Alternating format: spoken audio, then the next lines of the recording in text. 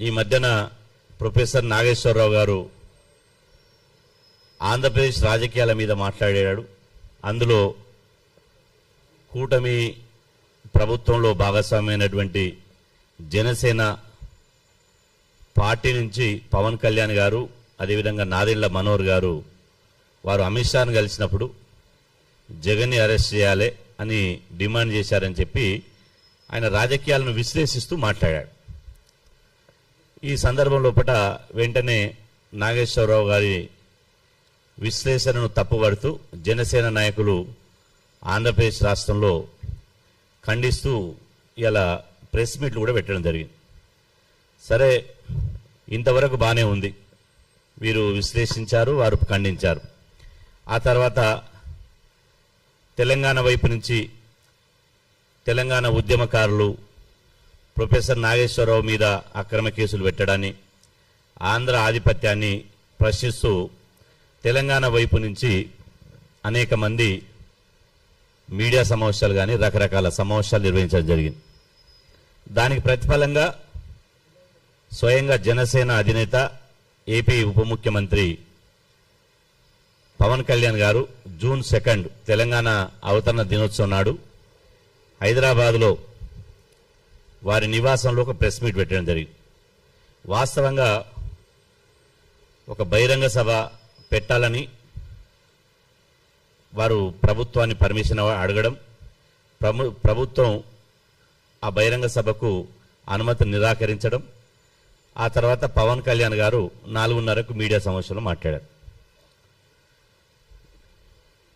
వాస్తవంగా భారతదేశంలో ఏ వ్యక్తికైనా 29 రాష్ట్రాల్లో ఎక్కడైనా సభ పెట్టుకునేటువంటి హక్కు ఉంది. అది బాబాసాహెబ్ అంబేద్కర్ రాజ్యాంగం ఇచ్చినటువంటి హక్కు.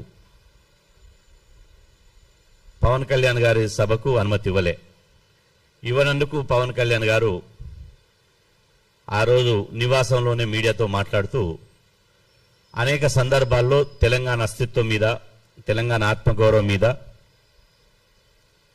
కొంత చులకన చేసి మాట్లాడడం జరిగింది. ఇదే సమయంలో తెలంగాణ ఇంకొక ఘాటు పదం ఆడాడు.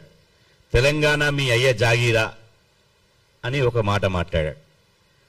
నేనంటున్నా, ఉప ముఖ్యమంత్రి పదవిలో ఉండి ఒక పార్టీ అధ్యక్షునిగా ఉండి అలాంటి పదాలను ఉపయోగించడం కరెక్ట్ కాదు. మీ అయ్య జాగీరా అనడం మేము వ్యతిరేకిస్తున్నాం. ఇది పవన్ కళ్యాణ్ గారు ఉపసంహరించుకోవాలి. ఎవని అయ్య జాగీర్ కాదు, ఇది అందరి జాగీరు. ముఖ్యంగా తెలంగాణ అనేది 90% ఉన్నటువంటి ఎస్సీ, ఎస్టీ, బీసీ మైనార్టీల భూమిపుత్రుల జాగిరిది. కాబట్టి మీరు అందరినీ కలగలిపి మీ అయ్య జాగీరా అనడాన్ని మేము తప్పుపడుతున్నాం, ఖండిస్తున్నాం, వ్యతిరేకిస్తున్నాం. ఇది ఉపసంహరించుకోవాలని పవన్ కళ్యాణ్ గారిని డిమాండ్ చేస్తున్నాం. సరే, ఇటు తెలంగాణ వాదులు, అటు జన సైనికులు పవన్ కళ్యాణ్ గారు మాట్లాడిన సందర్భం లోపల మళ్ళీ తెలంగాణలో